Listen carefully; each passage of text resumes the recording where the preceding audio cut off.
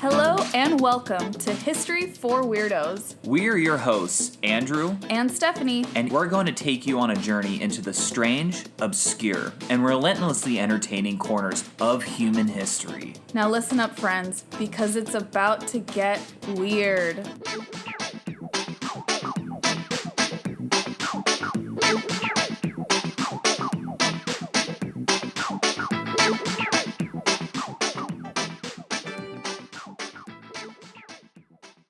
Welcome back, weirdos. We're so back, baby. Yay! This is our first episode back.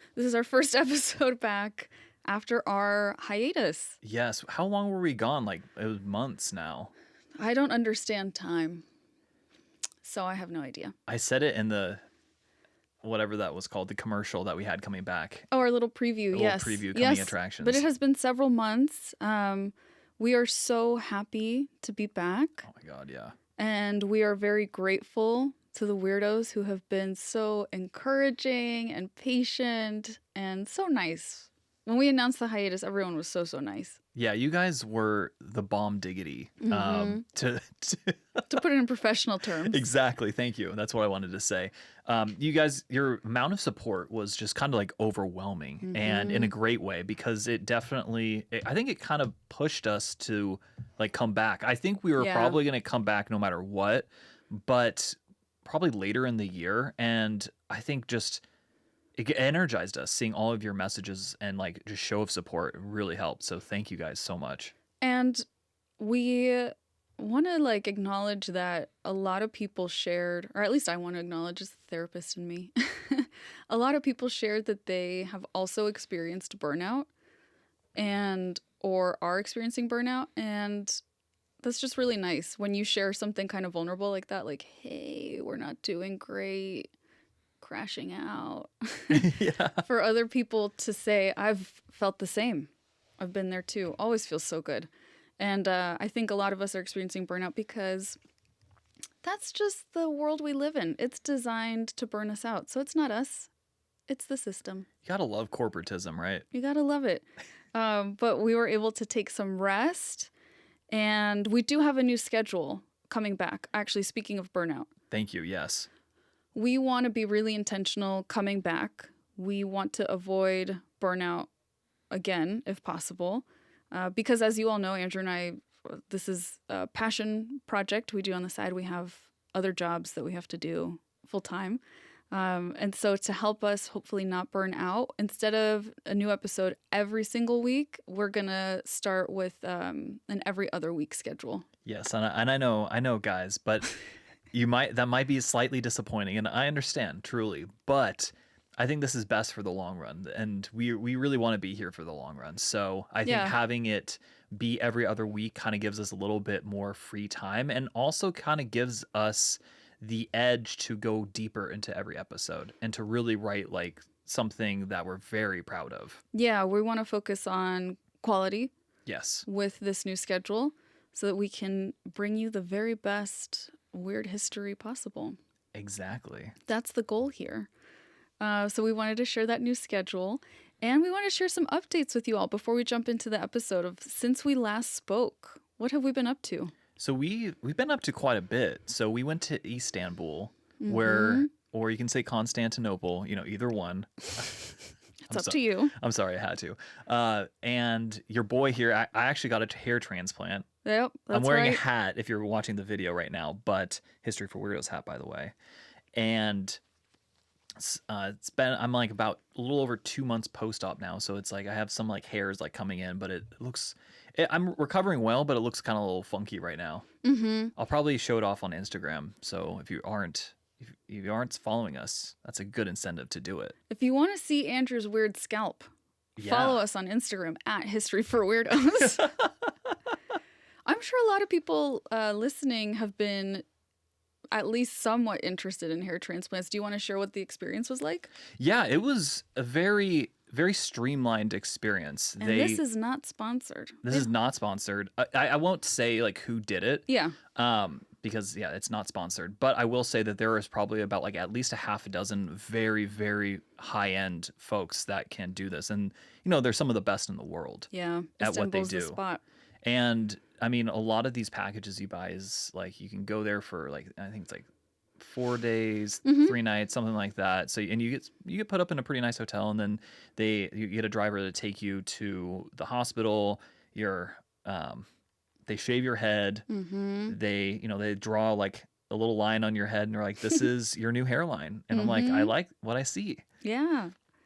And then on top of that, they gave you a bunch of Novocaine or like I guess just painkillers, Okay. but it's administered through like this like crazy tri-needle, and they just like kind of like inject it into your scalp. Ironically, that's probably the thing that hurts the most. It's just administering that like numbing agent, because then once they actually get you going, it's just kind of boring because you can't like watch anything. You're just laying You're there. just laying there.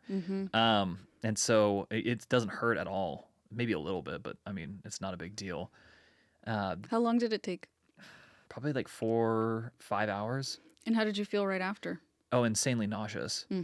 I threw up immediately when we got back to the hotel room. Just Yes. immediately. I was like, I had like lunch at the hospital, Yeah, they give you like a little snack. which was pretty good. And then, I drive home, or, you're driven home. You're like a little queasy. And then I stepped right into a room. I was like, I didn't even like hug you or anything. I was like, oh, babe. And I just like kind of ran right past you into the restroom, Yeah. doing my business. Yeah, I waited in our hotel for the day because, yeah, it was like a 4-hour procedure. Came back and was really excited to see how it went, and Andrew was too sick. And then the first night is difficult in terms of pain. Oh my God. It felt like someone was jackhammering into my skull. It was awful. And I think, I think we didn't really ask, but I got sick while we were there too. So we interacted did. with like the medical side of Turkey quite a few times. It seems as though they are much more conservative when it comes to pain medication. That is true. I did Right. notice that. They don't really provide much pain medication. So that's something to keep in mind. I don't know if we had advocated more for it, maybe. But the first night is painful. Very painful. And then after that, it requires you to kind of sleep funny for a couple weeks. That's right. I forgot about that. You have to like sleep upright, and that's difficult. It's very difficult, and you have to do it for like 12 days. You have this like neck pillow. You're really uncomfortable. Like you want to scratch your head. It is so itchy, But you can't scratch but you it. can't. And yeah, and then once you get past that first like kind of 2 weeks, 2 weeks, yeah. it gets a lot easier. Yeah. Because then you can like kind of lie down like normally. You can, I don't know, do a lot more stuff. Yeah. And then, like you said, you're 2 months and feeling great. Yeah, I'm feeling pretty good about the progress we're making, and I think it's gonna look really good in about like 10 months or so. Yeah, you all just wait Yeah, you wait. for 10 months and then You're you'll gonna see a lot more hats coming through here. In the meantime. In the meantime, yeah. So that's the little almost like side quest that we went on while we were in Istanbul. Yes. But But we did stay there for like full 8 days because we wanted to travel around the city, and we did see quite a bit. what was your favorite thing that you saw? Probably the Hagia Sophia. Oh, it was really beautiful. Also the Basilica Cistern. That was my favorite. Oh, so beautiful. The Basilica Cistern is really, really beautiful. So is the Hagia Sophia. I really was surprised by how much I just loved the city immediately. Yes. Felt super comfortable. I was like, oh, this feels like me. Yeah, it was a really, really cool city. The food was amazing. Oh my God, we stumbled into that Michelin star restaurant, Yeah. and it was very affordable. Like For a Michelin star restaurant, yeah. Yeah. And it was so it good. was unbelievable. I think that was like the day after my surgery. Mhm. So like it's cold, right? It's December in Istanbul, Mhm. and I don't have like a head. You can't wear hats at this time, so my head's just out in Bare. the cold. It's bare, but it feels great because it was like just. I look like Megamind, guys. It was like swollen up. It did look like Mega I know. But it was red and swollen instead of blue. Yeah, exactly.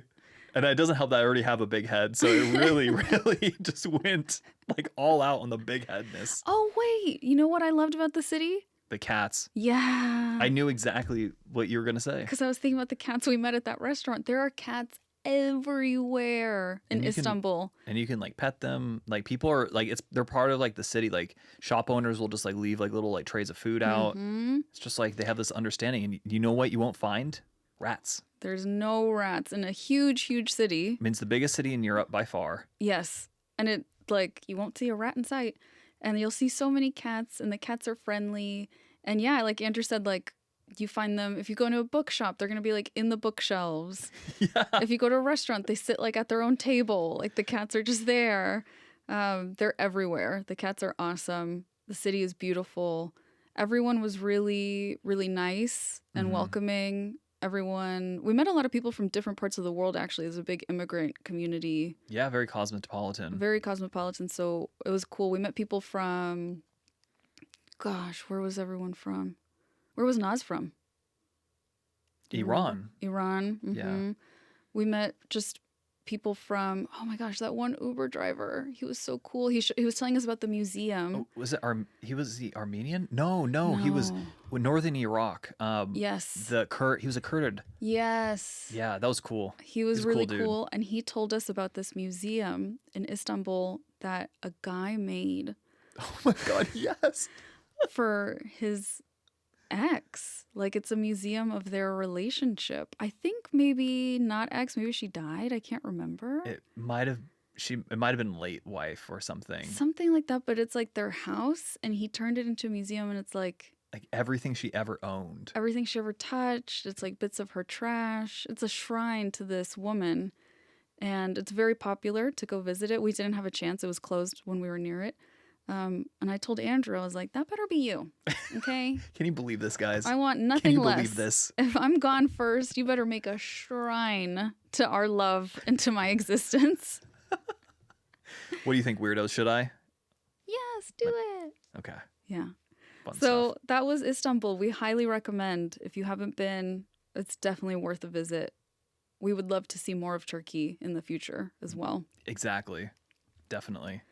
And what else has happened? Okay, so in not so fun news, I got laid off from my like day job, which kind of sucked. It definitely sucked. I'm not gonna lie. It's been tough. It's been really tough, but you know, one of the great things about I think podcasting, funny enough, is like it's taught me a little bit about perseverance, and so I've been doing a lot of like consulting work on the side, and to kind of like make up for that lack of or loss of income, and it's been going better than I thought it would. Yeah. Which is nice. And also, I'm just going to put myself out there. If any of you guys need any sort of help with like strategy operations or more recently in Google Ads, You know where to reach us. Email us. There you go. Or should they email you directly? No, just email History for Weirdos. I actually check that more than my personal one. Oh, great. That's Yeah. the perfect place. So yeah, it's been a tough time. This was recent. We weren't expecting this. But I really think you're handling it beautifully. There's no easy way to go through losing your employment unexpectedly. Yeah, completely out of the blue. I was Completely not out of the expecting blue. this. But we're pushing through, and I think having coming back to the podcast feels nice because it's like something good to focus on, something positive Exactly. in our lives. It absolutely is. I mean, it does give me a little bit more time for History for Weirdos, which just looking on the bright side of things. There you go. But I mean, I have to say, like, guys, Stephanie, I have like the best wife ever. Oh, that's me. And she's been so helpful, I think, in this kind of transition. So Thank you. I think I'm just extremely grateful. I'm grateful for you too. And we're grateful for you all. And while Andrew is down a job, I have too many jobs. I know you do. Guys, she's like a part-time professor. She obviously does this. She owns her own private practice and sees a boatload of clients.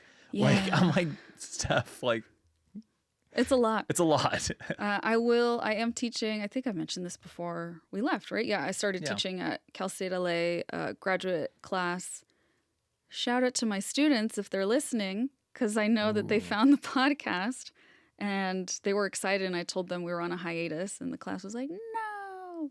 So if any of my students are listening, hi. Please disregard what I'm about to say. Fast forward. Beep, beep, beep, beep, beep. You guys, now that they fast forwarded, teaching is so draining. Oh my God. They're going to hear this and they're going to be like, I think they know because I've talked to them about it. It's not the actual teaching. It's the logistics and administrative stuff that comes with working in academia that is draining. But being with my class is probably the fun part. I don't like grading. I'm like, meh, everyone gets 100, you know? oh my God, I would have loved you. We're all doing our best, okay? So I'm not a big fan of grading. Not a big fan of being the enforcer of rules. No, you hate that. I hate it. I hate when I have to be like, hey, you're not doing this thing and you need to do this thing. Yeah, so guys, just do the thing. You know, just do the thing. Make it easier on Stephanie. Come on. I've learned a lot from my students. My students are great. They're really cool. I speak of them and think of them fondly. But I think I've realized that with all the things on my plate, I won't be teaching next semester. So that'll be nice. Again, that'll be done in May. So again, I'll have more time for the podcast, which is great. Which I'm sure you guys are very stoked on. Yeah. Oh, yeah. And Pericles is now 61 pounds. Yeah, Perry's our penultimate update for you Ooh. guys. Is Perry. He's a big boy. He's a big boy in a small apartment. He's not a good boy. No, he's a No. beautiful soul, and I love him to death. But he's not a good boy. He's not a good boy. Probably because He's a sweet boy, not a good boy. probably because of what I just said. I hate being the enforcer. I hate saying no. I hate He gives you that rules. look, and I'm like, come on. Like, I'm going to give you what you want now. We are millennials without a child, so he is our baby. You know, we're those millennial dog parents. I literally never thought I was going to be one of those people. And Me neither. here we are. He slept in our bed last night. Like there are no rules when it comes to Perry. There aren't. No. Pericles is running the show. Yeah, we're just his fans. Yeah, we're just his servants and his fans. Straight up. I swear to God. It's true. And if you ever want to see pictures of Perry, videos of Perry, again, follow us on Instagram. We have added a Perry highlight to Yes. the page. So you can go through and you can get all the Pericles content you want. Oh, hell yeah. And then the last thing, do you want to do it or you want me to do it? You announce it because you really worked on this. That's true. This was like a little bit of my baby. So we set up the very first History for Weirdos merch store. Exactly. You can find it in the show Cheers. notes. And then also, while we're on the subject of like the internet, we also have. Okay, it's not that funny. The subject of I was still cheering for the merch. The merch is huge. Oh, I know. But what I was going to say, though, is our website. We have a new website. We have a You're brand new right. website. I think it looks better. It's up now and running. Mm-hmm. It'll be easier to kind of like navigate and find our content. We'd love to at some point, make kind of like a little blog post almost for each episode so we can link like resources there. We'd love to, share the books and the movies and the stuff that we love on there. So keep an Yeah. eye out on the website. And that is where they can find the merch, right? Yeah, you can find the merch there. Also, in the show notes of this episode, you'll find the link to the merch, which includes this hat. I also have a really sick sweatshirt that I'll be wearing in the next episode that you'll see. Well, can I share what the merch is? You share. Oh, because I kind of spearheaded the designs. Yeah, that was more or you. less. Well, actually, some of our designs come from a listener. Yeah, which So is really cool. You all will see that, and we'll credit them in the store as well. So a series of designs are created by a weirdo, a listener, and those are more like History for Weirdos logo type products, which are really fun and cool. I think kind of subtle and quirky, like if you know type of thing. We have merch for Kudiyun. We have merch for Phineas Gage. He's the guy who got the iron rod in his head and his personality changed. You had a pretty sick sticker of Mhm. that. It looks Yeah. really good. We have merch for Yasuke. He was the samurai from Africa, right? And you can find all of these designs, which I can't wait to see what you all think of them, in like such a myriad of products. Yes. Sweatshirts, shirts, stickers. Exactly. What I would do if I were you is like when you go to the link, you'll see all of like the artwork, and then you press on the artwork, and then you can get that on like a hat, a shirt, like a sweatshirt, even like a tote bag. a tote bag. Yeah, it's all over the place. Oh, we also have one with the emu war. That one's cute. Yes, the emus. Yeah. People are such fans of the emu war. I know. I think that's such quintessential like history for weirdos. I mean, Kudiun and emus, the emu war. You know, they're the OGs. Like ADHD, like history personified right there. 100%, 100%. So not only are we back with new episodes, we're back with merch and a new website, and we hope you enjoy those things. Exactly. All right, love. You want to get started on this episode, the first episode back? Our very first episode back. I am so excited. And this one's a good one. I'm really excited about this. It better be. So also shout out to my friend Pat. Hi, Pat. He's the one who gave me this book that started the whole like deep dive into this episode. So the book was on a single man, but this episode is about an event. So, but that man was instrumental in kind of creating this, either like more indirectly, so at some point even directly, but really interesting. The historical figure name is Samuel Zemurray, or Sam Zemurray. Okay. Really interesting guy. I don't have it in my notes up for him, but not an interesting guy, maybe not necessarily a great guy. You know, that's okay. You can't be everything. You can't be everything. That is true. So you know what? Let's just get into this week's episode, shall we? Yes, we shall. So we explore a lot this week. We go from bananas to corporatization of local foreign economies to the CIA communist relationship and to even overthrowing democratically elected governments. I love it, especially the bananas part. Yeah, it's bananas. It's bananas. Like literally. You know I love bananas. You do? Yeah. It's really funny. Andrew's not as big of a fan of bananas. No. I mean, but who knew that the banana, which is so sweet, could turn relations between the U.S. and Central America so sour? Wow. I had to, guys. I had to. That's a good one. That's a good opening line. I know, right?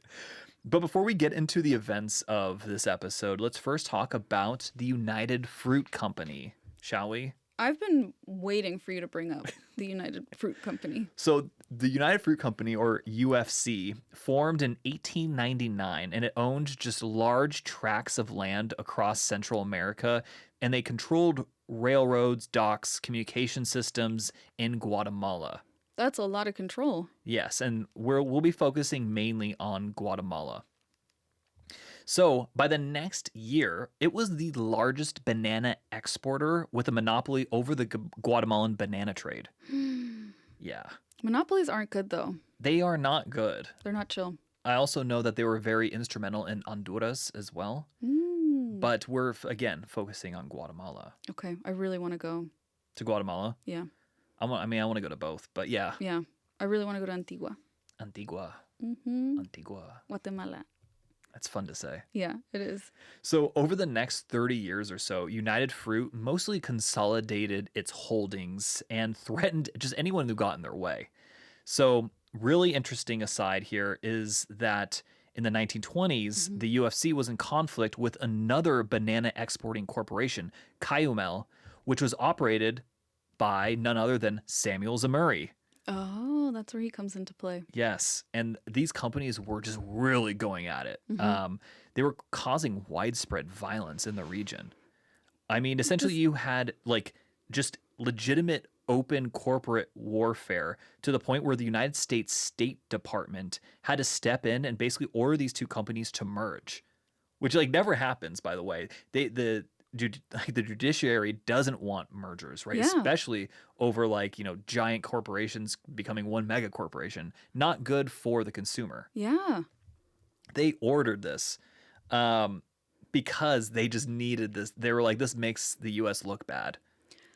Why? Like, basically. Wait, why what? Why would it make the U.S. look bad? Oh, the open corporate warfare and like destabilizing a region. Because they're U.S. companies. Because they're both U.S. companies. Exactly. I see. Okay. And they didn't want that. I didn't realize that. Which is ironic because I feel like our government does that a lot now. All the time. Yeah, all the time. But back then we were still pretending. Yeah. Okay. Maybe even some people actually felt it. Maybe. Who knows? And this was all over bananas. This was bananas. So this was a banana turf war. This was literally a banana turf war. Isn't this wild? I really want some cornflakes with little banana slices in them now. Oh my God. I think other Latinos know. That's how you do it. They know. So by 1930, the UFC had operating capital $215 million. This is 1930 money too. So that's a lot of money. That's a lot of money. And they were the largest landowner and employer in Guatemala by far. Mm-hmm. So, and again, they had now just merged with Cayamel, so they're even bigger.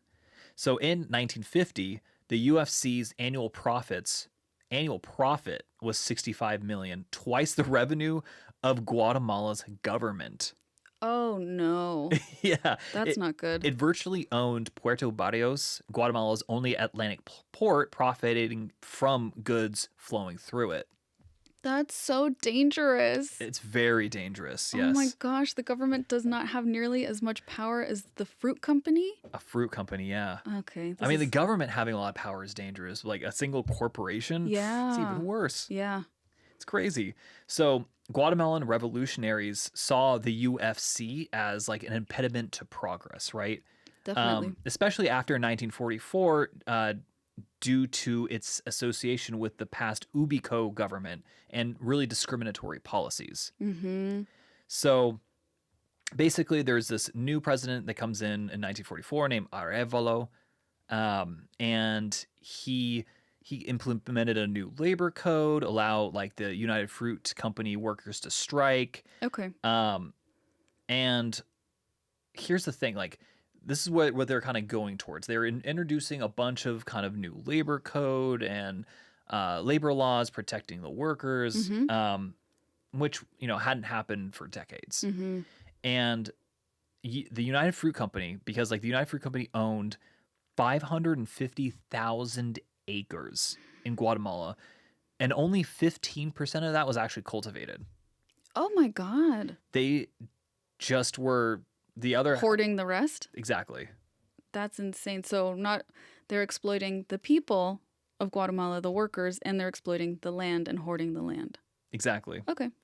So yeah, they're sick. Mm-hmm. Yeah, they're really cool. And it's over this uncultivated land that the CIA would eventually instigate a coup, overthrow a democratically, elected government at the behest of a corporation, essentially.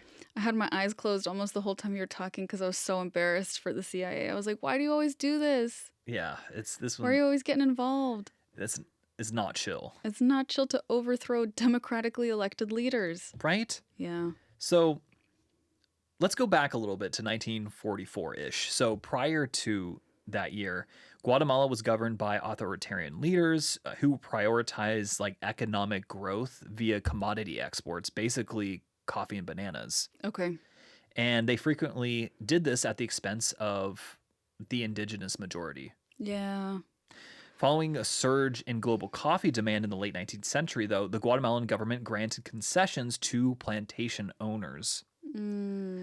Yeah, dispossessing large amounts of indigenous populations to communal land holdings. Oh my gosh. So basically just kicking people off their land. Kicking indigenous people off their own land. Yeah. For profit. Exactly. For the sake of profit. Yes. Okay. Manuel Estrada Cabrera, the president of Guatemala from 1898 to 1920, made large concessions to foreign corporations, including the United Fruit Company. Mm-hmm.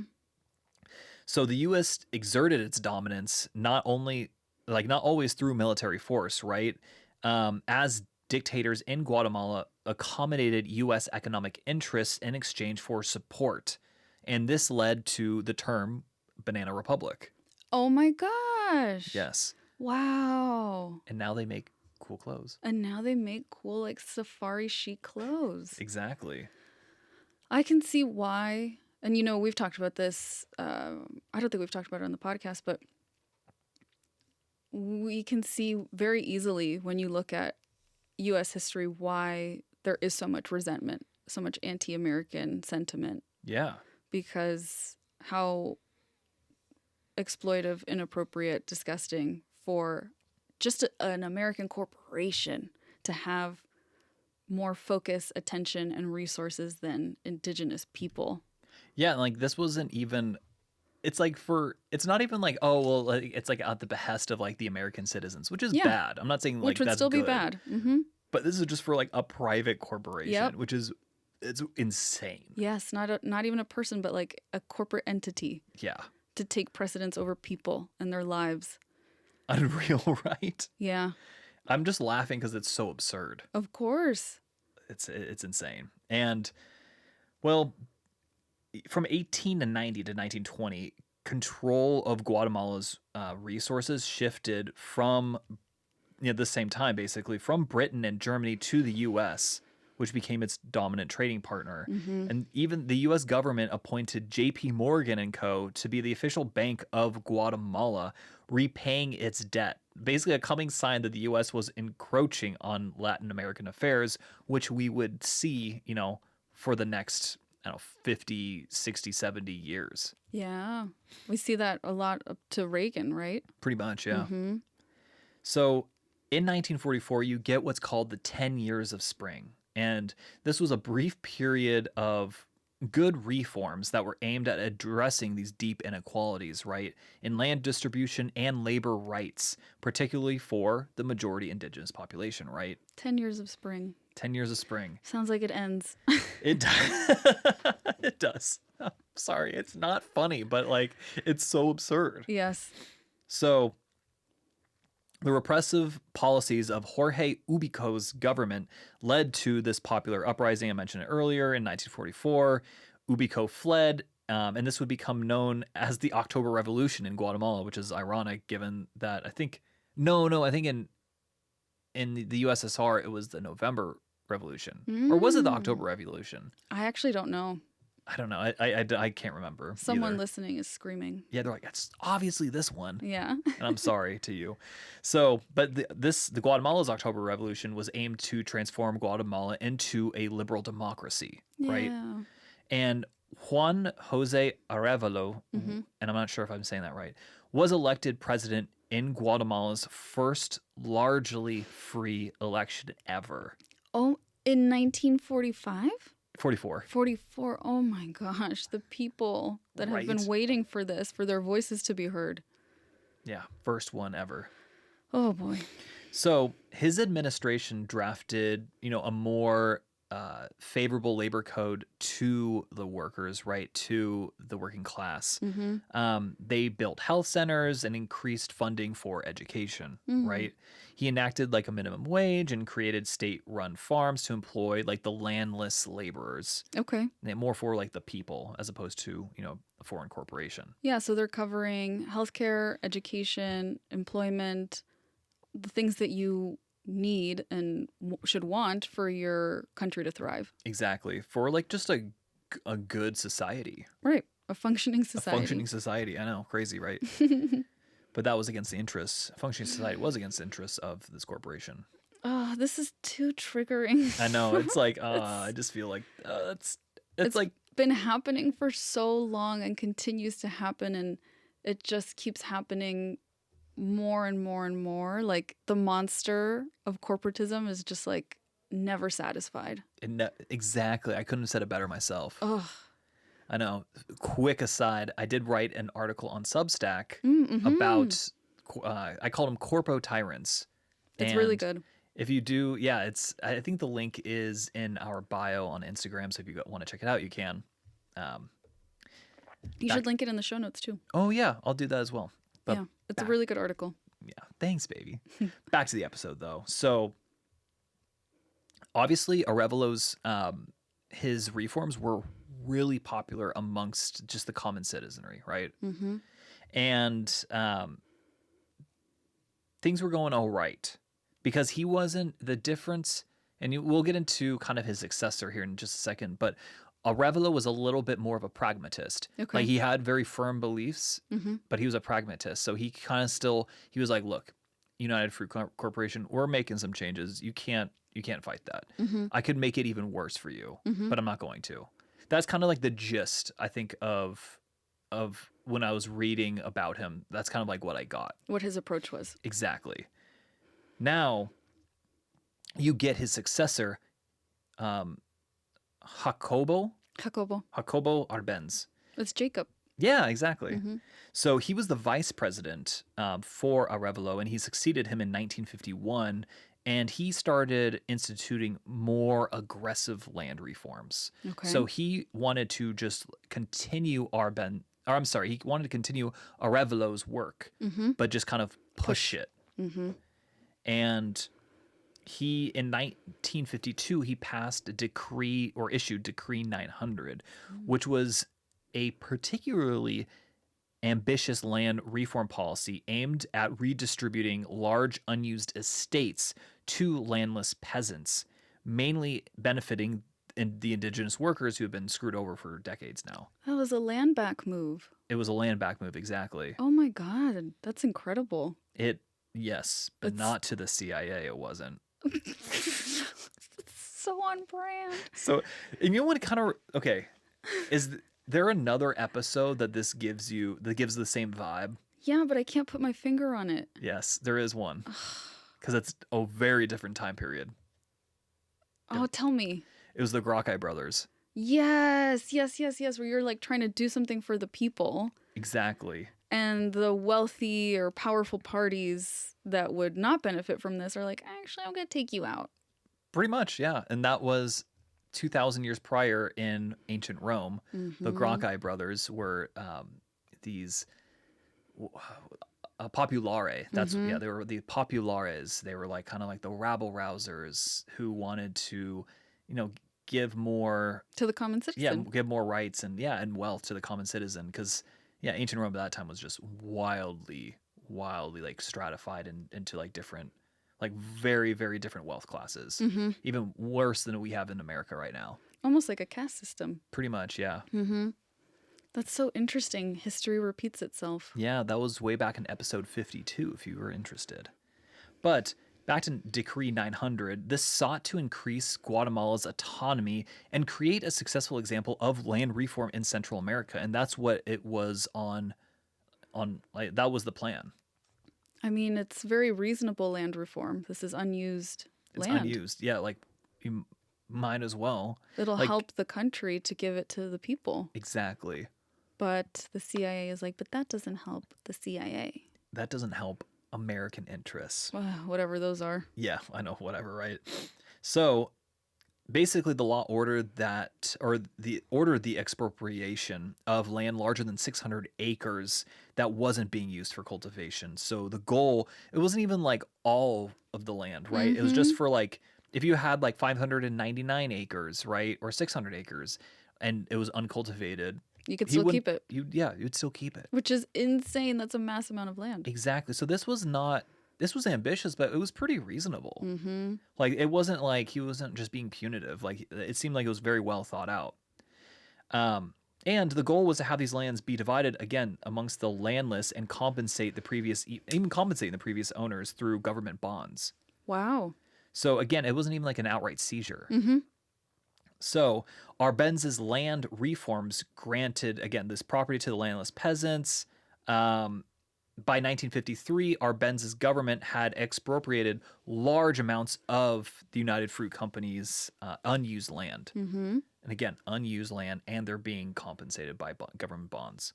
Right. So no one's stealing anything, technically. Exactly. It's like giving it back to the people. Because you're not using it. Yes. The reforms were, of course, met with fierce opposition from Guatemala's elite and the U.S. government, which, again, had economic interest tied to the United Fruit Company.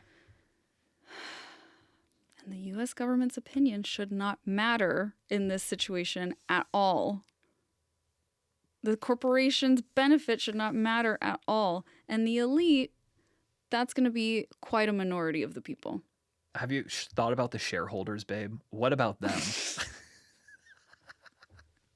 What about their interests? Yeah, what about their interests, okay? So the Guatemalan Revolution of like 1944 was strongly disliked by the U.S. federal government because they saw it as communist. Oh my God. I'm laughing because it's so absurd. It's so absurd that it was not. We can't profit off this. It's communist. Literally. Okay. So the perception especially grew after Arbenz legalized the Communist Guatemalan Party of Labor, which he's not saying he's a communist. He was just saying he just gave free speech. Yeah. So You're allowed to have whatever party exactly. you want. Yeah, exactly. You should be. I mean, even in the U.S., we have some pretty disgusting political parties. So Yeah. I'm not even talking about the Republicans and Democrats. No. So I'm not even going to name them because they're not worth it. But we have them. So, but back to this: the U.S. government feared that Guatemala's example could inspire nationalists wanting social reform through Latin America. And the United States government was fearful that the political movements with the Arbenz administration and the allowing of the Communist Party within Guatemala would create an easy access for the Soviet Union to infiltrate the U.S. I have nothing nice to say. Yes. So, yeah, I mean, officials feared that Guatemala would reduce the influence of U.S. corporations, therefore reduce U.S. influence overall. God forbid. The United States Security Council NSC 144/1 warned of, quote, a drift in the area toward radical and nationalistic regimes, end quote. Oh my. This is the United States Security Council. Imagine Guatemalan people having access to land in their country. That's radical. That's communist. That's communist. That's dangerous. If you like that, you're a commie. Oh my Get out of here. goodness. People having their own land. My gosh. I know. It was considered that Guatemala represented a serious threat to the hemispheric solidarity and to U.S. security in the Caribbean area. Yeah. Hemispheric solidarity is quite an interesting way of putting it, US. Right? Isn't that? We want everyone to fall in line with us and our best interest. Exactly. I mean, and to add fuel to the fire, Arbenz was supported by like a leftist coalition government with all, not communist, just leftist, with all key positions below the cabinet level, thoroughly controlled by, a quote, communist dominated bureaucracy. And even if it was, that's none of your business. I know. Basically, the CIA placed top operational priority of Guatemala in an effort to reduce the and possibly eliminate communist power in Guatemala. And they were willing to do anything about that. Oh. But here's the thing about this. It's largely untrue. That's why I was doing like air quotes, especially if you're viewing. Like, I mean, obviously, like if you're listening to us, Yeah. very little of this is actually true. In fact, Arbenz had philosophically been inspired by a U.S. president, FDR. That's who he looked up to. It was a U.S. president. So, and one who would, who had been in office relatively recently. And for a long time.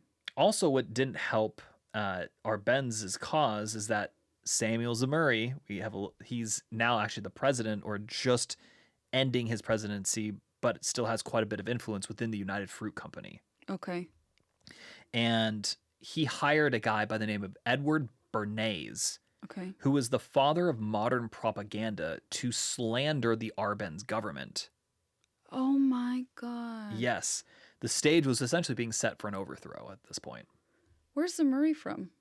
Zemurray, he's interesting. He was I think, Russian Jewish dude who had immigrated to the United States at a very young age. Wow. So, and he was dirt poor. And then became... He became like a fascist pig. That's crazy. Yeah. Like a corporatist fascist. Like, it's wild. That's so sad. I know. So we had some big time conflicts of interest here within the United Fruit Company and high ranking members of the United States government. So John Foster Dulles, he was Eisenhower's Secretary of State, and his brother Alan Dulles was the director of the CIA, and they had close ties to the United Fruit Company. This is not okay. So the Dulles brothers were partners in the law firm Sullivan and Cromwell, and in their capacity as lawyers, they had arranged several deals for the United Fruit Company. And Director Alan Dulles was a member or a board member of the United Fruit Company. Corruption, corruption, corruption. Yes. Undersecretary of State Walter Bedell Smith would later become a director of that company. So this is like if you and all of your coworkers like had like a side hustle. I don't even know where I'm going with this actually. I want to hear it. And then like in a neighborhood, and the neighborhood was like, we don't want this side hustle. We want our own businesses, and you all banded together, used your power from your main job to destroy that neighborhood. Yeah, kind of. Yeah, I'd say that's pretty accurate. Oh my god. Because we all know where we're going with this, We right? all know what's going to happen. We all know what's happening. It's just I haven't said it yet, but it's happening. Mm-hmm. So it gets even worse, by the way. Eisenhower's personal assistant, Ann C. Whitman, was the wife of the United Fruit Company public relations director, Edmund S. Whitman. I'm shaking my head. No. So obviously, these personal connections meant that the Eisenhower administration tended to conflate the interests of the United Fruit Company with that of United States national security interests. Yes, very well put. Outright corruption. Yeah, outright. Like, this is, in my mind, this is like the fire within me. Like, that's treasonous. I would put you on trial for treason. Absolutely. Because you're putting your own profit interests above the nation that you've sworn yourself to. Exactly. Mm-hmm. That's obviously made the government the Eisenhower administration much more willing to overthrow the Guatemalan government. Yeah, of course. So historians have maintained that the lobbying of the United Fruit Company and the expropriation of its lands were the chief motivation for the United States, strengthened by the financial ties of individuals within the Eisenhower administration to the United Fruit Company. Yeah, and that basically summarizes everything. Exactly. Mm-hmm. I mean,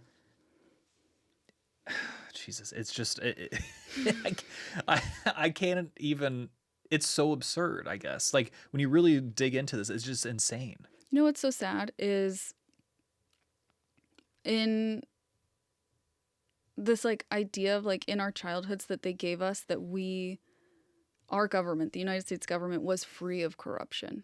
Yeah. That other countries had corruption. Corruption's a bad thing. We've been taught it's very, very bad to do things just like this. But the United States doesn't do those things. The United States isn't corrupt. Yeah, the United States is the good guy. Yeah, we bring justice where there is corruption. We bring freedom. Yep, we bring freedom and democracy. Yeah, exactly. It's so heartbreaking. It is. I mean, if the stage wasn't set before with like the anti-communism angle, it was really set now. Mm-hmm. So let's get into Operation PB Success. Peanut butter success. Peanut butter success. Because you know what tastes really good is a banana with peanut butter. Oh my God. You need to have like lunch number 2 or something. We had half of our lunch. We didn't have our full lunch. That's true. We had half of our lunch. That's true. Okay. I'm not a hobbit. I don't need breakfast and second breakfast and 11sies. I think you kind of are low-key a little bit like a hobbit. You always have to like be eating something. Because I'm hungry. Your Honor, I rest my case. I knew this would happen if we talked about food. Yeah, on the podcast ever. And bananas. I mean, bananas are so yummy. Well, anyways, in August 1953, I just like dismissed you, just like. Okay, you know what's weird? Okay, what? I like bananas that are really like bruised. No, they're sweeter. They're sweeter that but way. If I have to eat a banana, like I want that in my smoothie. If I have to eat a banana just plain, it has to be like yellow. Mm-hmm. Like it was green just before, and now it's like yellow. Okay, I could see that. Yeah, but in smoothies, the one with the brown, that's better. Or banana bread. You want them mushy. Oh, yeah, that's a good point too. It makes the banana bread so sweet.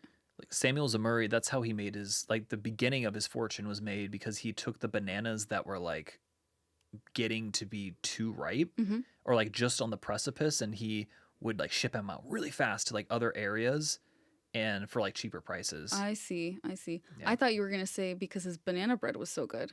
That's how he made his fortune. Could you imagine? Yeah. That'd be wild. This guy who's like instituting or like instigating overthrows of democratically elected governments just start off making banana bread. Really good banana bread, the kind with chocolate chips in it. Okay, guys, he didn't actually do that. Just to be clear. Okay, so So back to Wait, PB success. You know what? Before we even get do that, did you take your meds today? I did. Oh my gosh. I did. Actually. That's crazy. Well, okay, August 1953, President Eisenhower authorized the CIA to overthrow Jacobo Árbenz, codenamed Operation PB Success. No PB success. The operation was granted an initial budget of $2.7 million for psychological warfare and political action. How do you think you're the good guy? Yeah, I don't know. And I'm actually pretty freaking disappointed in Eisenhower because Yeah. I actually like him overall as a president. Really? Yeah, I think he's a pretty good president. He also was the first president to warn of the military-industrial complex, which has a stranglehold over our government today. I mean, General Eisenhower would know. Yeah, he would know, and he was like, "It's a disease." Mm-hmm. I think he is regretful from this, from what I've read. Like he thinks this was a huge mistake, Well, but the damage has already been done. exactly. The total budget for this operation was between $5 and $7 million, and this was like in the early to mid 50s. A lot of money back then. I don't have the today's equivalent because I think it's a lot. It's a lot. So a retrospective CIA memorandum from 1975, so a couple decades later, confirms the agency's role in the overthrow of President Arbenz. So the CIA doesn't even deny it. Mm-hmm. Including air support, the training of anti-Arbenz guerrillas, the fabrication of Soviet weapon shipments, and clandestine propaganda operations intended to, quote, intimidate members of the Communist Party and any public officials who are sympathetic to the communist cause, end quote. Wow. This Yeah. is so important to remember and acknowledge Exactly. that governments will lie to you to make it look like someone's the bad guy. Exactly. When they're not really the bad guy, they're just in the way, right? That's a really good point to bring up because that's something that is I think why we study history ultimately. I just like it and I just like to hear stories. But part of me also is I want to look for patterns, right? Because Yeah. you find a lot of things that went wrong, but you also find things of the truth, right? And you can recognize, In your today, you can look at what's happening and think, exactly, oh, they're telling me this is the truth, but this may not be the truth. precisely, Mm-hmm. especially I our agree. government. Mm-hmm. So, the plans for Operation PB Success called for a campaign of psychological warfare to present Castillo Armas victory as a fait accompli. Did I say that right? I think it's French. Fait accompli. How's the first word spelled? FAIT. Fait accompli. Yeah, like it's a done deal. A done I see. deal, exactly. Yeah. I know I'm so bad with French. No, that was good. A fait accompli to the Guatemalan people and would force Arbenz to resign. So Castillo Armas is basically just this exiled, puppet dictator that the CIA and the U.S. government want to prop up in Guatemala. So the propaganda campaign had begun well before the invasion, with the U.S. Information Agency, the USIA, writing hundreds of articles on Guatemalan-based CIA reports and distributing tens of thousands of leaflets throughout Latin America. Oh my God. Yeah, they really They went at it from every level. exactly. The ground up. I mean, this was early in the psychological warfare. Mm-hmm. So this would be really damaging. The CIA persuaded friendly governments to screen video footage of Guatemala that supported the U.S. version of events, which we will later find out were largely fabricated. As part of the psychological warfare, the U.S. Psychological Strategy Board authorized a, quote, nerve war against individuals, end quote, to instill fear and paranoia in potential loyalists and other potential opponents of the coup. This included death threats against political leaders deemed loyal or deemed to be communist, and the sending of small wooden coffins, non-functioning bombs, and hangman's nooses to such people. Oh my God. Yeah. The US Terrorizing them. is literally, psychological terrorism. Wow. The U.S. bombing was also intended to have psychological consequences, with E. Howard Hunt of the CIA saying, quote, what we wanted to do was to have a terror campaign to terrify Arbenz particularly, to terrify his troops, much as the German Stuka bombers terrified the population of Holland, Belgium, and Poland, end quote. You're always the good guy when you're learning from the Nazis. Like literally, they're like, let's learn from the Luftwaffe. Like, are you kidding me, dude? So the CIA also developed the Sherwood program, a clandestine radio broadcast campaign to be used during the later stages of PBS success. So the program's goal was to psychologically condition its target audience, during the pre-attack period, convince it that the anti-communists were successful during the attack, and encourage underground partisan cells to organize against the Guatemalan government. Santa Fe Island was chosen as the broadcast site, where 15 natives and 10 U.S. Weather Bureau/CAA personnel resided. At least 14 recordings were made for the Sherwood program. They're like, I'm speechless. It's literally just a disinformation campaign. Yeah. I mean, lies. Yeah. It's really bad. oh So my gosh. the voice of liberation.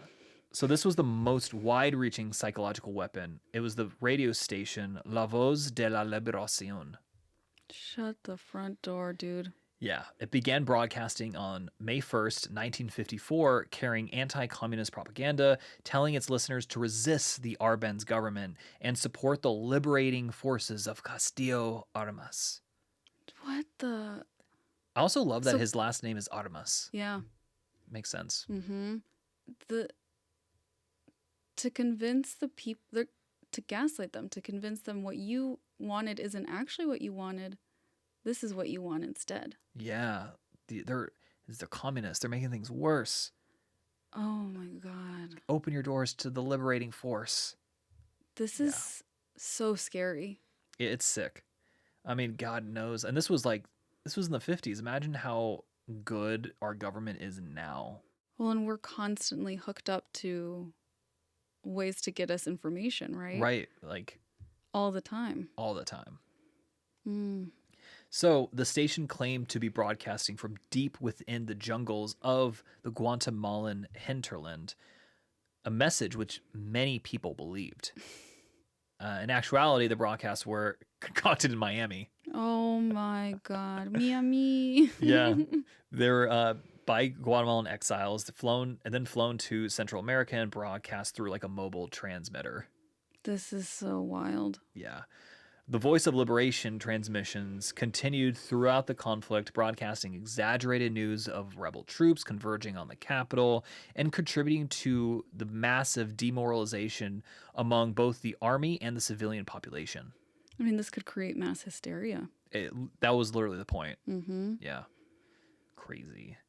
So Castillo Armas' army of only 480 men was not large enough to defeat the Guatemalan military, even with U.S. supplied aircraft.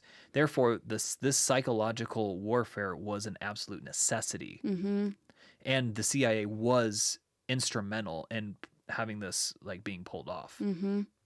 So Arma's force of 480 men had been split into 4 teams, and they left their bases in Honduras and El Salvador and assembled in various towns just outside the Guatemalan border. And at 8:20 a.m. on June 18th, 1954, Castillo Armas led his invading troops over the border. And that's officially the coup is beginning. I'm so sad. I'm sorry. Yeah. I'm quiet. I'm so sad. Yeah. So 10 trained saboteurs. I love that word, by the way. Saboteur. Saboteur. Mm-hmm. So 10 trained saboteurs preceded the invasion with the aim of blowing up railways and cutting telegraph lines, again, adding to the mass hysteria. I think it's just like building blocks of the Voice of Liberation and then all these things happening. Mm-hmm. You know, they all kind of add up and they become, I think, bigger than the sum is greater than their parts. Of course, yeah. Like a single thing wouldn't have done much, but all of them together and probably in this specific sequence. Yeah, this was a very well thought out plan. All for profit. All for the United Fruit Company. Mm-hmm. So at about the same time, Castillo Armas planes flew over a pro-government rally at the capital.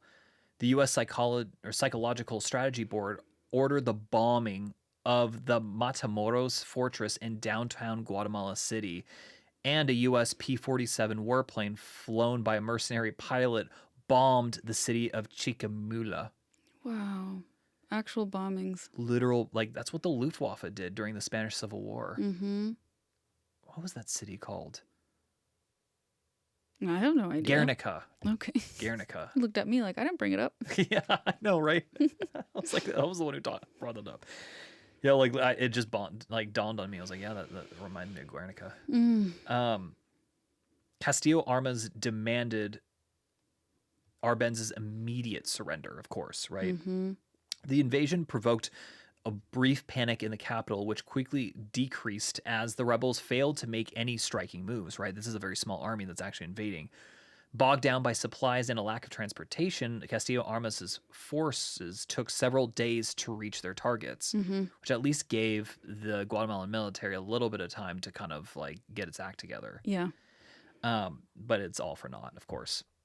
So when the rebels did reach their targets, they met with further setbacks. The force of 122 men targeting Zacapa were intercepted and decisively beaten by a garrison of only 30 Guatemalan soldiers, with 30 men of the 122 escaping death or capture. Oh, wow. Yeah. So the force that attacked Puerto Barrios was dispatched by policemen and armed dock workers, with many of the rebels fleeing back to Honduras. Wow. Yeah. I mean, policemen beating back like an invading force. That's crazy. And dock workers. Yeah. That's wild. So in an effort to regain momentum, the rebel planes tried air attacks on the capital. These attacks caused little material damage, but they had the significant psychological impact, leading many citizens to believe that the invasion force was far more powerful than it actually was. Yeah, that's what matters the most. You don't need to be powerful. You need the mob to think you're powerful. Exactly. So the P-47s flew from Puerto Rico to Panama and went into action on June 23rd, hitting Guatemalan army forces and other targets in the capital. Early in the morning of June 27th, 1954, a plane attacked Puerto San Jose and bombed the British cargo ship SS Springford, which was on a charter with the U.S. company W.R. Grace and Company Line, which had been loaded with Guatemalan coffee. This incident cost the CIA $1 million in compensation. Oh my God. Yeah, isn't that crazy? They're just burning through money They're just burning through it. to get this terrible, terrible thing done. Yeah, exactly. So on May 24th, the U.S. launched Operation Hard Rock Baker, a naval blockade of Guatemala. Ships and submarines patrolled the Guatemalan coast, and all approaching ships were stopped and searched. These included ships from Britain and France even, violating international law. And I think, just kind of as an interesting aside, I think this is around the point where the U.S. has become far more powerful than Great Britain and starts instituting policy towards Britain, which is a huge shift. Yes. Yeah, in their relationship thus far. Exactly. Yeah, because Britain and France did not protest very strongly at all, hoping that in return the U.S. would not interfere with their efforts to subdue rebellious colonies in the Middle East, which ironically the U.S. would tell Britain to basically bugger off. Very strange. There was also plans of assassinations. The plans included drawing up lists of people within Arbenz's government to be assassinated if the coup were to be carried out, right? Manuals of assassination techniques were compiled, and lists were also made of people whom the junta, this military junta, would dispose of. These were the CIA's first known assassination manuals, and they were reused in subsequent CIA actions. I'm sure, yeah. Crazy, right? It would be wild to get your hands on one of those. Oh my God, from a historical perspective, that would be crazy. Yeah. So the CIA, they began collecting names of possible assassination targets as early as January of 1952. So this is 2.5 years before the coup. Long time coming. The documents reveal discussions on creating lists of individuals deemed strategically important for removal through, quote, executive action, end quote. Yeah. 2 declassified CIA docs reveals such a discussion of assassination of the Guatemalans. The first document from March of 1954 refers to a list requested by an unknown CIA official in an official capacity. Members of the Communist Party and others of, quote, tactical importance whose removal for psychological, organizational, or other reasons is mandatory for the success of military action, end quote. Damn, no arguing with that. Yeah. There's also another list that introduces a list of people who were kind of like take out with any means possible, or like list like people who aren't as dangerous, like exile or Okay. imprisonment. Okay. So there's Yeah. like a hierarchy of like who needs to be taken out, who needs to just be pushed to the side. Exactly. Okay. Exactly. So initially, like the Guatemalan army was successful, right, in countering the invasion by Castillo Arbenz' forces. However, the psychological impact of like the CIA and its warfare stoked too much fear of a possible like U.S. invasion. Mm-hmm. So they were like people were wigged out, including Arbenz. So Arbenz attempted to even arm civilians to resist the invasion, but was unsuccessful because the army, again, wary of a U.S. intervention, just started to refuse to fight. Oh my gosh. The terror that must have been spread. Exactly. So facing a deteriorating situation and the army's unwillingness to defend, his government, Arbenz resigned on June 27th, 1954. He sought political asylum in the Mexican embassy. Viva Mexico. Yeah. In his resignation speech, Arbenz stated his decision was aimed at eliminating the pretext for the invasion, right, and preserving the gains of the 1944 October Revolution, just 10 years prior, a little less than 10 years prior. So he really was like taking one for the team. Essentially, yes. Mm-hmm. So It's a good leader. yeah.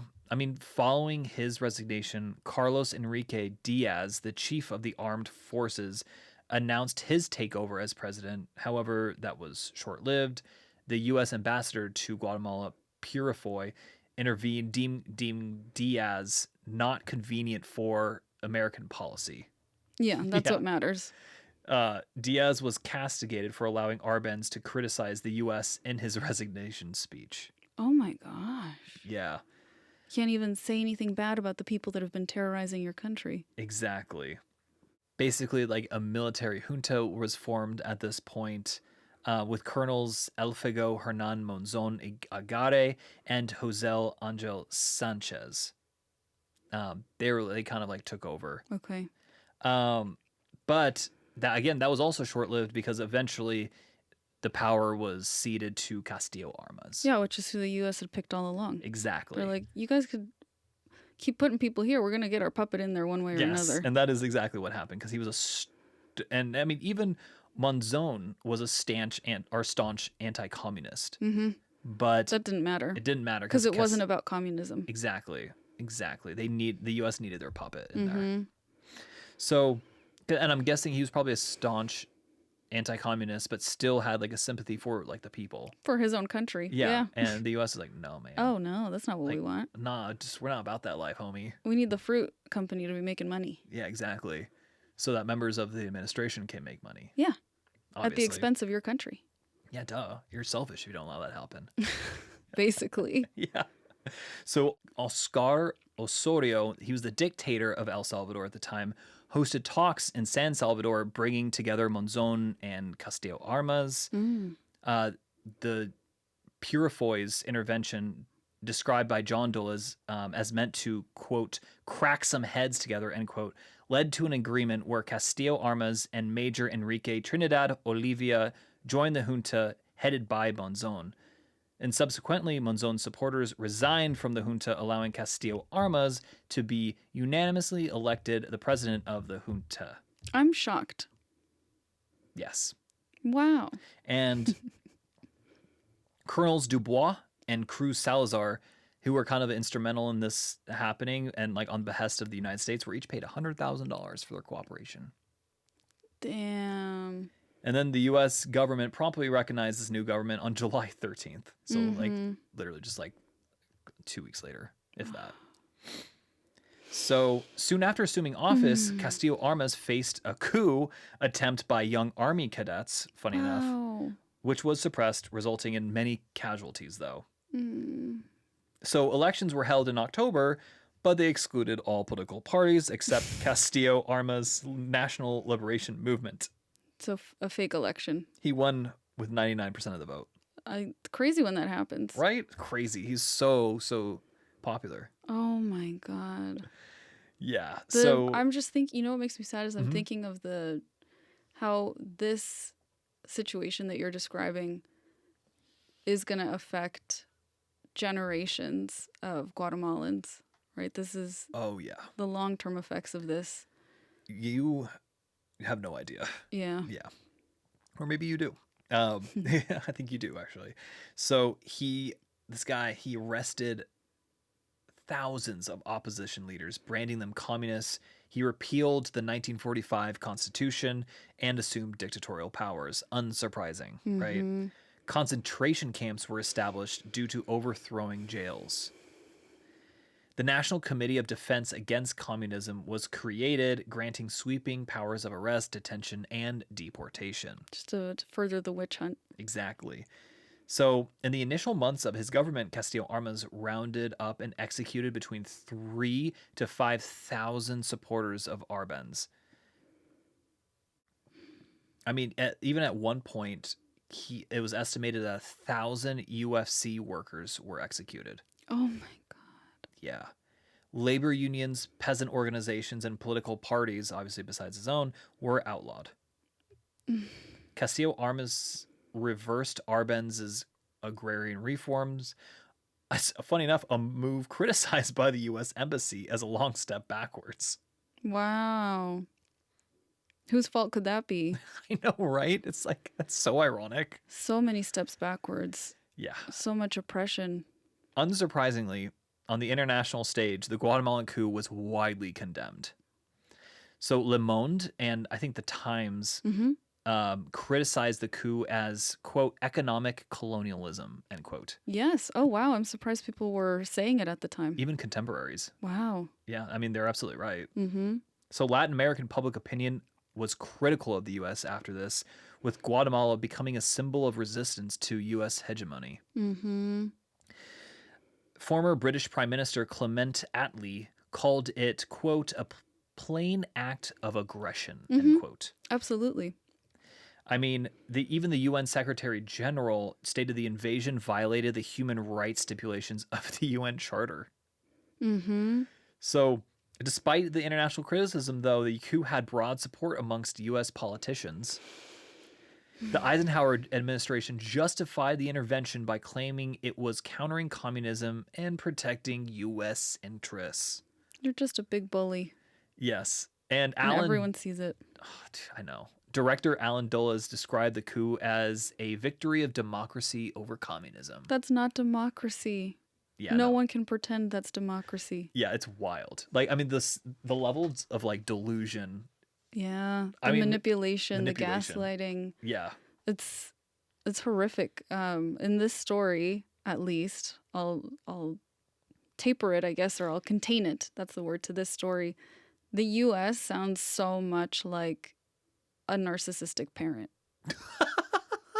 This is why we have a therapist on the podcast. It's just so awful. Yeah. It's so awful. And then that's going to, like I said, impact generations, and people are going to flee a country where their voices aren't heard and where they're being oppressed and executed, and they're going to want to immigrate here, and then they get demonized for wanting to do that. So USA. Oh my God. It's such an awful cycle. Oh, it's horrible. Ugh. Well, the coup marked a definitive death blow to democracy in Guatemala, Alan Dulles. So the reversal of progressive policies led to leftist insurgencies in the countryside beginning in like 1960. The dependence on the officer corps and mercenaries led to widespread corruption in dealing with these insurgencies, right? Castillo Armas was in turn assassinated in 1957, so his rule did not last long. The coup triggered a 36-year civil war between the U.S.-backed military and leftist insurgencies. 36 years. Atrocities against civilians were committed by all sides, with 93% of violations attributed to the U.S.-backed military, though. The violence included a genocidal scorched earth campaign against the indigenous Maya population in the 1980s. The violence was particularly severe during the presidencies of Rios Montt and Lucas Garcia. Other human rights violations included massacres, rape, aerial bombardment, and forced disappearances. The most disgusting things you could possibly do, all happening in this one country. Exactly. The ideological narrative that the 1954 coup represented a battle against communism was used to justify the violence in the 1980s. The Civil War finally ended in 1996. That's so recent. With a peace accord, including an amnesty for fighters on all sides. We were 4. We were alive during that time. A thing that started like in 1960. There's so many lives, generations ruined. Just ruined. Get this. The Civil War resulted in an estimated 200,000 civilian deaths. My mouth went dry. All because the United Fruit Company were just greedy bastards. Because of corporate greed. Yeah, literally because of corporate greed. Mm-hmm. Something to think about in today's climate. I think so. So, the coup deepened Guatemala's structural inequalities, obviously. Mm-hmm. The reversal of Arbenz's agrarian reforms led the U.S. Embassy to comment, again, that it was a long step backwards. Poverty and malnutrition became widespread, worsened by the climate change, funny enough, which ravaged the agricultural sector. And the UFC did not ultimately profit from the coup, funny enough. Its profits actually continued to decline, leading to a merger with another company. So it didn't even work for them. It didn't even work. They destroyed how many? 200? I mean, countless. Yeah, I mean, countless. But at least like around 200,000 people died just for them to lose money more. If they just would have just said, okay, cool, like... we got to deal with it. Yeah. You're going to give land to some people that isn't being used, and you're going to pay for the land, and we'll just move on. Exactly. Guatemala's history would have been so different. Yeah. So Operation PB History was launched by the CIA to analyze documents from the Arbenz government to justify the 1954 coup after the fact. Mm-hmm. The CIA aimed to find evidence that the Guatemalan communists had been under the influence of the Soviet Union, but failed to find any convincing evidence of Soviet influence itself or connections to Moscow. Yeah, because it was all coming from the U.S. Documents gathered were used by authors, often with CIA assistance, to describe the Guatemalan Revolution and the coup in terms favorable to the CIA. Mm-hmm. However, the Soviet description of the coup, that the U.S. had crushed a democratic revolution to protect the United Fruit Company's control over the Guatemalan economy, became much more widely accepted. Yeah. I mean, it's the truth. Because it's the truth. They didn't even have to use propaganda. They were just like, the truth is bad enough. They're like, oh no, this is what happened. And everyone's like, yeah. I'm not saying the Soviets are good guys by any means, but like they didn't have to do anything. Yeah. They're like, you guys just shot yourself in the foot. Mm-hmm. So the relatively easy overthrow of Arbenz, along with the 1953 Iranian coup, led to CIA overconfidence. Mm-hmm. This was a direct contributing factor of the failed Bay of Pigs invasion in 1961. Right. Because they were just like using the same playbook. Right. They're like, we could do this again. Mm-hmm. Exactly. So the coup resulted in long-lasting anti-U.S. sentiment in Latin America for decades and generations, which I think still lasts to this day. Yes, and understandably so. I don't even blame them. Yeah. So the American role in the regime change contributed to many Guatemalans' support of communism, ironically enough. That's what's going to happen. It's called blowback, which the CIA will find out about. They even coined that term. So newspapers in the UK criticized America's intrusive covert operations as, quote, modern forms, again, of economic colonialism, end Yeah. quote. The operation of PB Success confirmed the belief of many in the Eisenhower administration that covert operations offered a safe, inexpensive substitute for armed forces in resisting communist inroads in the Third World. What? Yeah. Oh my God. Yes, exactly. So, going forward again to our childhood, U.S. President Bill Clinton apologized to Guatemala in 1999. Oh my goodness. So this is about, 45 years later, for the atrocities committed by the U.S.-backed dictatorships. Wow. The apology followed the release of a Truth Commission report documenting U.S. support for military forces that committed genocide. In 2011, the Guatemalan government signed an agreement with Arbenz's family to restore his legacy and publicly apologize for the government's role in ousting him. I'm in college at this point. Yeah, 2011. Guatemalan President Alvaro Colom made a formal apology again in that same year, acknowledging the ousting of Arbenz as a crime against the Guatemalan society and an act of aggression against a government starting its democratic spring. Yeah, that's so heartbreaking. And there you have it, guys. That was the bananas leading to a CIA-backed coup d'etat, decades of civil war, and hundreds of thousands dead. All in the name of corporate greed, Wow. which didn't even work. And before I forget, do you know what the United Fruit Company is known as today? They still exist. They were bought out, and they're part of like a bigger conglomerate. No, what is it? Chiquita Banana. No! Chiquita Banana. So Chiquita Banana can legitimately say that they overthrew a democratically elected government. This is so horrible. Yeah, This is right. horrifying. You did such a great job of telling this story, a story that I had no idea. All I knew was really that the U.S. had overthrown a democratically elected leader Yeah. at some point. I had no idea about the psychological terror and everything that came with it, and I hadn't understood the scope of the ramifications of that. I mean, I didn't either when I started researching this. I knew a little bit about it. From the book I read, I didn't understand the deep impact, or I couldn't have possibly understood. An impact that's being felt today. Yeah. I mean, directly, indirectly, it's awful. It's atrocious. Yeah. I could see why so many people are resentful of the U.S. I get it. Like, Yeah. even as an American, I totally get it. Yeah. Like, why are we doing this? Mm-hmm. Why are you Shouldn't be doing this. meddling, causing chaos, destroying lives, and then being upset with people for not being happy about it? Yeah, exactly. You And know? and again, it's not even like it benefits the US citizenry back home, which again is not a good thing. But like it just benefits corporations. So it's like Like, what are you doing? what do you What are you fighting for? exactly. This is so sad. Yeah. Ugh, but you did such a great job of telling such a sad, awful story. Thank you.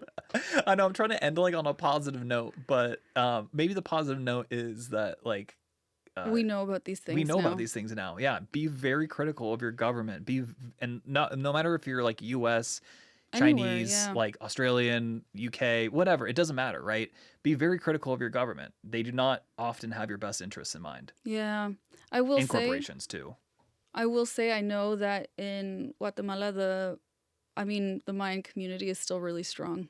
Good. A lot of people still speak Maya. A lot of the Mayan traditions are still being held. A lot of Mayan textiles can be purchased there. Art. Mayan people exist and are still very strong and resilient people in Guatemala and in Mexico. So Should we go to Guatemala? that's what I said at the beginning. I really want to go. Oh yeah, you did say that. I really want to go to Antigua. Guatemala Antigua, yeah. in general looks beautiful. I want to see the volcanoes. I want to eat the food, talk to the people. We should go. Okay, we're going. Okay, we're going. I was literally telling everyone at the beginning of this episode that I'm like unemployed now, and I'm like, well, yeah, we're going. Oh yeah, We're going. We're doing it. They're all like, with what money? I know, right? Good question, weirdos. Good question indeed. Well, babe, this was such a deep and important and well done first episode back. Thank you. And guys, I feel like hopefully this is the type of episode that you will be getting from now on. Not necessarily this time frame, but just like the in-depth look. Yeah. We have more time now to like really like dive in and tell the stories the way that they should be told. I love that. Yeah, that's what we want to bring to you all, weirdos. Yeah. Anything to wrap up our first episode back? Buy our merch. Yeah, buy our merch. It'll be cute. We'll all match. Yeah, exactly. Yeah. Find that link in the show notes. Exactly. And send us pictures of you wearing our merch. That'll be so fun. Yeah, if you send us pictures of you wearing our merch, with your permission, of course, we'll post it on our Instagram. Yeah. Thank you, weirdos. Thanks, weirdos. Until next time. Adios. Adios.